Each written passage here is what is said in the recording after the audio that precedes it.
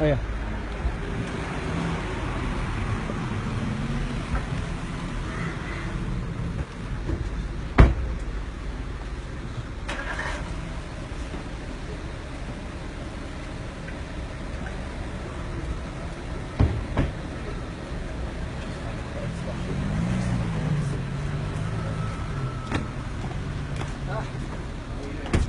Hi, sir. Jason. No, Jason. Nice to meet you.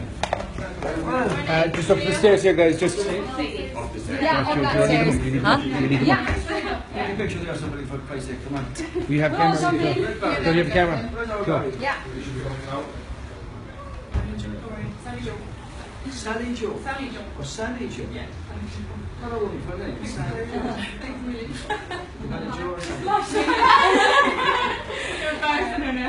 Sally Joe. Sally Joe. Great, okay. That's Where's right. our body coming down the street? Is that me there, guys, now with a big smile? And see what I found here? Good morning. Field's finest. Joe from Cork Central. Just that me, sir? Oh, I love it. Yeah. Good. Yeah. See? Brilliant. Sorry. Yeah, just that me. You were a producer, interviewer, kind of commentator, DJ. Enda, we're trying to hold it. Right, out here. Right, guys, there we go. Yeah, perfect. Go. Page, here you go. Thanks, Brendan. Hi, my name. Thank you. God bless. Yeah. What are you doing? It's Kieran there now, CEO. Head man. Good morning. Welcome. A busy morning so far. Thank you very much. That's it. Did you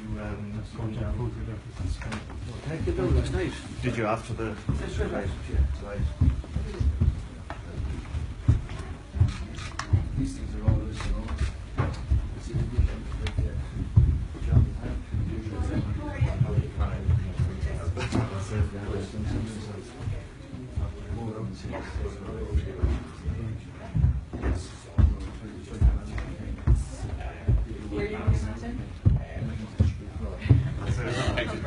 Morning, Taoiseach, George and producer. How are you? How are you doing? We met before, Craiglin's cousin. Yeah, thank you very much.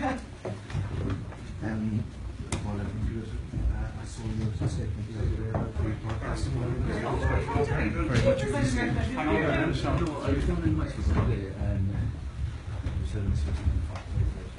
yes. yeah.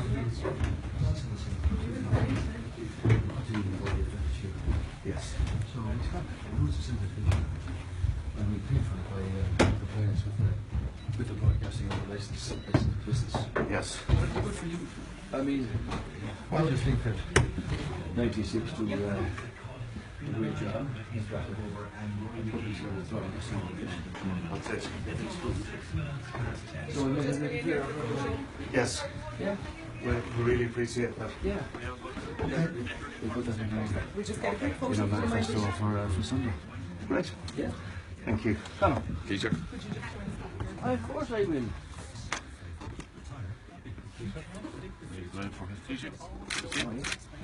In a while. They will jump in there, yeah. Well, That's great, guys. Thanks, Brendan. Thank you. That's sing that, was it? Just a Kieran, guys. Just a Kieran. Karen, do you want to One more there. Come on, shit.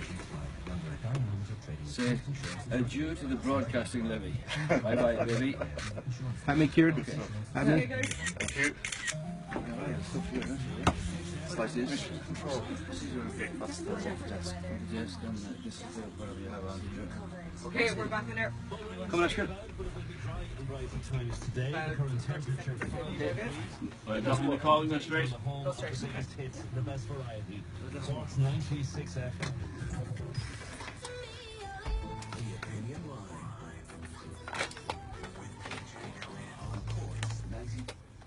1850 715 996, text 53096. Joined in studio on a very busy day to Cork. Thank you for taking time out to visit us. Taoiseach Enda Kenny, good morning. Good morning to your listeners. Thank you. 2 weeks to polling day, Taoiseach, and you're down for a very busy day in Cork. So what we want to do is focus on Cork, Taoiseach. I want to focus with you for a few minutes on Cork. You're there announcing jobs, turning sods, all very welcome. There's a transatlantic flight I note coming into Knock this year. We're trying to get one in Cork about to Boston. Now you do know about it because you've commented on it before. Are you involved in trying to nail that flight down for a station? Yes. Are you directly involved? Who are you talking to? Well, the situation here is that this has all been approved. My understanding is that the detail just has to be confirmed by the American executive.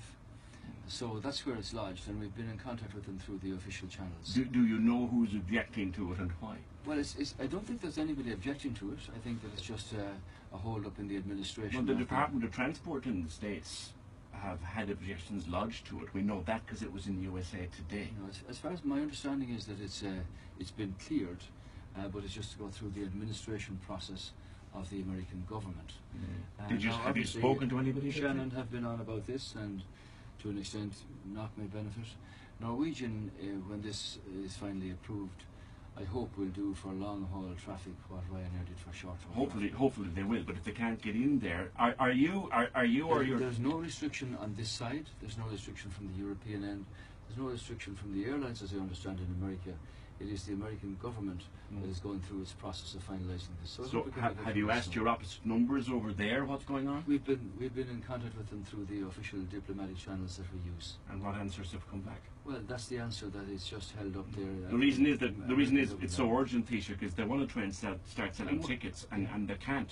I'm well aware of that, and we're doing everything that we can to just clear the final hurdle here.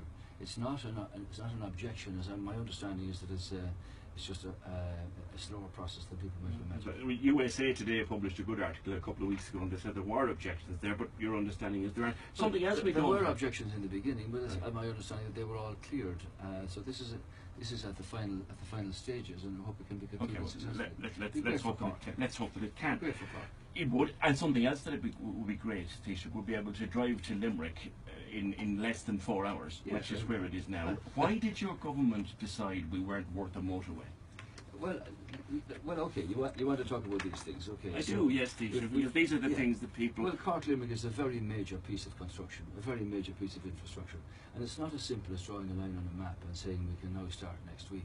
There's a whole process to be gone through that, with local authorities, planning permission, people, farms, houses, all the rest. Which we've been hearing about it with 20 But years. you wanted to talk about Cork. We have put in a 42 billion capital infrastructure programme. Now the N28 from Cork to Rigaskiddy is going to be done. The Dunkettle interchange. But with due respect, Taoiseach, I've had Simon Coveney list that off to me time and time again. We know what's coming. We're more concerned at what's not coming. Limerick to Cork is taking 4 hours. But are you not entitled to say that these are major pieces of infrastructure for Cork and its environs? This will make this city a really fabulous place to live in and to work in. Cork Limerick is a case in point, but it's one that's going to come, but it's not on this programme. If you're back, will you look at it in the next 5 years? We are already looking at that, but I've made the point. Well, Pascal Donoghue said he isn't. The point I want to make to you is that you can only have Cork Limerick and every other one if you have an economy that's moving and that's thriving in the time ahead, and that's why we have to keep this recovery moving, because that provides the resources to invest in these kind of things here. Okay. You've been saying keep the recovery going. But let me make this point to you. Yes. That over the years, when you had billions sloshing around in the Irish economy, you didn't do Cork Ringaskiddy, you didn't do the Dunkettle Exchange, you didn't do the Mallow Relief Road, you didn't do Our governments did. Correct. That's when I say. Government, I but now don't we mean you, of course. I mean. And now we appreciate the fact that they are going to be done by Yes. whoever takes over on the 10th of March or whenever it'll be. Yes, and But it's in the capital programme and will be completed. Cork Limerick, we need to get a commitment that it will be looked at again within the next 5 Well, years. in fact, over the last 15 years, the majority of the bigger routes are being done. I see the New Ross and the Scorthy bypass. Yeah, but they're not Cork, Taoiseach. Cork Waterford hasn't been done either. You know, I do want to focus. I do want to focus very much on Cork. Well, the people in Limerick are equally as concerned about this. I'm sure they are, and when you go to Limerick, I'm sure they'll ask you about it I too. might say that as part of the Atlantic Way from Derry right round to Waterford, there are other sections that are equally of concern to us. You can't have any of them unless you have the resources to fund it. Okay, we'll accept that. I mean, something else that needs to be funded, and it's been a long campaign on this programme. I took my first call from the Cork Life Centre 2 years ago, when they faced the prospect of closing their doors for less than €50,000. Education ministers have failed to sanction it. Rudy Quinn, Jan O'Connell, Jan O'Sullivan, they've all failed to come up with funding for it. Will you, Simon Coveney says that he's willing to give them the 50, 60, 70 grand they need. It's a small amount of money for a huge service. will you give a commitment to the Cork Life Centre, Taoiseach? Well, I don't know the details of what you're presenting me here with, but if it's of that extent, it's an important element of money. It's a small. centre that takes in kids who have fallen off the educational tracks and puts them right and literally saves their lives and could face closing their door for less than your salary. I've just come from Toker, where the Gardaí work with Feroiga and dealing with young people who have particular challenges and difficulties. But you know, one of the things that we did do was to set up a Department of Children, to appoint a senior minister for children, to set up the Child and Family Agency and fund it. Fianna Fáil set that up, teacher. Excuse me. Fianna Fáil set that up. Excuse me. One of the first things I did was to appoint a senior minister. The second thing we did was to set up a Department of Children. The third thing we did was to have a referendum on children's rights and enshrine it in our constitution. The fourth thing was to set up TUSLA and fund it. Yes. And now you're telling me that we're short 50,000. TUSLA has praised the work. Since you should mention it, they published a book. I was very happy to launch the book for them last year. They published a book at the Life Centre. TUSLA, the local director of TUSLA, praised the work at the Life Centre in that book. I'll get you a copy if you care to read it. They need a commitment to be funded. They can't get one. They haven't been able to get one for the last number of years. Every June, Taoiseach, this wonderful service faces the prospect of closing its doors. I've heard about the service, and I agree that it's a wonderful service. TUSLA are funded to the extent of several hundred million by the taxpayer. 50,000 is a very small amount of money out of that scale. So let's look at that, and thank you for bringing it to my attention. Okay, and as I said, the Life Centre will be happy to welcome you for that. Again, we're staying local, Taoiseach. I appreciate you'd like to deal with national issues, but you know what? I want to stay local because All the national issues are local issues. Well, they are, and they are. Well, we always look. You're talking about USC in your manifesto and your plan, and you want. Now, I'd love. I got my P60, and I said I paid how much? I'd love to lose that money. I'd or get it back rather into my pocket. But I also would prefer to see young families not having to live in a room in the Travelodge out the road from here. Is taking the USC and cancelling it, is that just, first of all, it's not just populist, because we all love it, and secondly, how are you going to pay for it?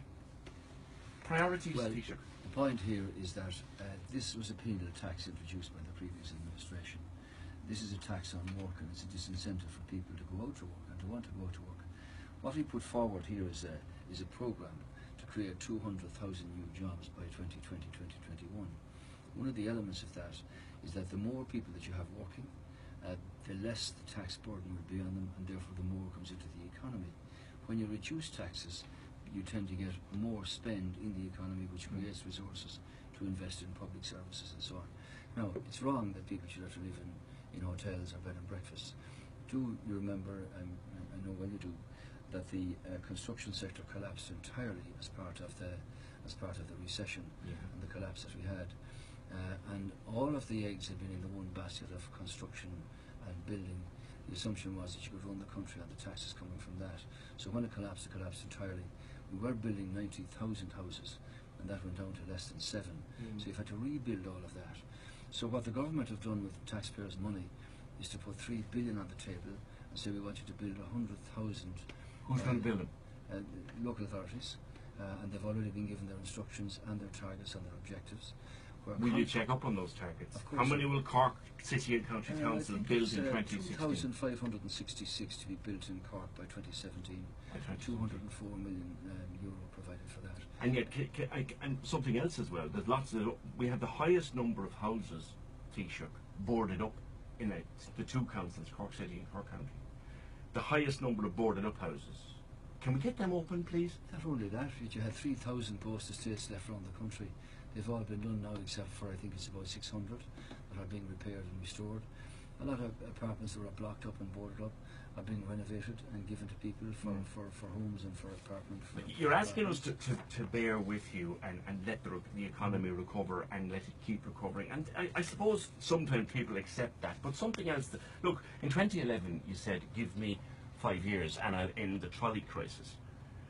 Your two ministers, Minister Riley and Minister Varadkar, have failed to do that. I spoke to senior consultants on this programme more than once, and they said to me, it's not about the size of the emergency department.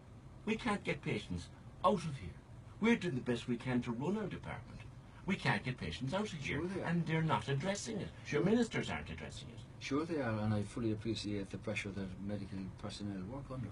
And that's the very reason that you have to keep your economy recovering, because you won't have the resources to invest in that. Well, no, you could just move people around upstairs. You could get things open upstairs. It's much more serious than that. 1,000 beds were taken out of the system. Where we're now focusing is on universal health care. That means primary care centres where people can go in the first place to have minor ailments attended to and not block up accident and emergency units. Secondly, have far more home packages for people who can stay at home and have services provided for them in their own homes. But home health hours are cut back ridiculously. The programme here includes 2.2 million extra hours over the next 5 years. Also, you want community step-down facilities so that people, when they are released from hospital, will have a place to go to before they go back to their own homes. But that you invest then in the hospitals, in the infrastructure that you need, and that people who should be in hospital can then get access to medical attention without any problem. And are you saying, okay? You mentioned on the trolleys.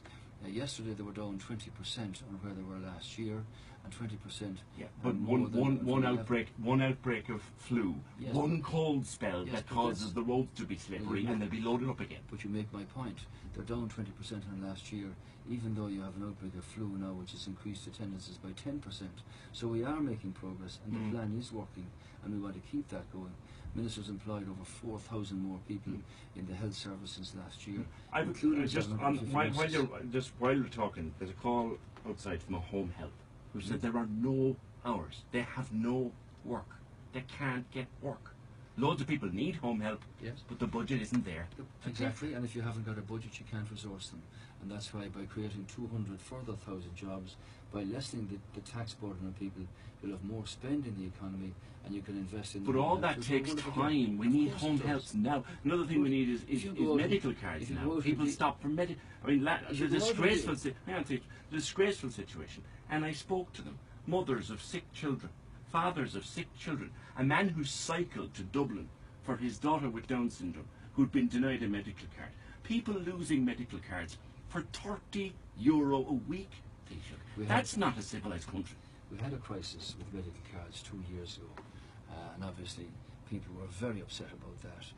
And there were many cases brought to my attention that were absolutely appalling, and that was rectified.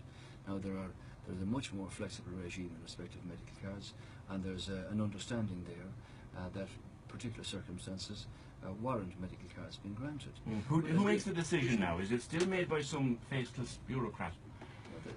Everybody who makes decisions here they're people like you and me. They're real people who show flexibility in these cases. There are more medical cards now issued than ever before. But you make an important point that you want us to wait a while. Go out and dig your back garden and seed it down. You've done the hard work, you have to let it grow. Okay, we'll accept that. Sheila has a question. Sheila says she recently, when was the last time you visited or had to visit an emergency department for an actual medical reason? Myself? Yes. It's been a long time since. Would you sit there for 12 hours if you had to? I would like to sit there for 12 hours, and I understand. Should anyone have to sit there? No, they shouldn't. But unfortunately, with an ageing population, with incidences that occur like that, you have these occasions every day, every evening. But the point is that that's the structure of what we're now going to deal with. Many people who go to accident and emergency should not have to go there in the first place. Yeah. Diagnostics or minor treatments can be done in primary care centres. Well, we have had that, and to be fair, you are correct. I give you that. We've had even the doctors themselves are saying people need to go. Look, sure. I know time is tight. I have two more things for you. One is this, Taoiseach, the 8th Amendment. It is that every time I talk about it, my phones light up. Will you give an absolute commitment to hold a referendum in the next 5 years on the 8th Amendment? No, but only if if we can get a consensus on what is a very sensitive issue. You say that you won't give a commitment? I can't, because the 8th Amendment was put into the Constitution 33 years ago. Our country's changed, our society has changed. A lot of very courageous women have come forward with the deep sense of personal trauma. Absolutely, they have. That fatal. And there's someone sitting in Cork Airport right now in the same situation, waiting for a plane. If you can let me finish on what's a very sensitive issue here. This was inserted into the Constitution 33 years ago. As society has changed and our country has changed. You can't change that. You can't amend it. You can't take a bit out of it. You can't put something into it unless you know what you want to do. And you won't be able to do that unless you can get a measure of consensus and agreement from the people, from society. Will you start working on this? I've If already- your yeah, Taoiseach at the end I've of March, already- I've already in said 100 it. days, will you give a 100-day commitment to me here and now to start working on that? I've already set out the process here. Within 6 months, I'll have a citizens' convention set up to look at this.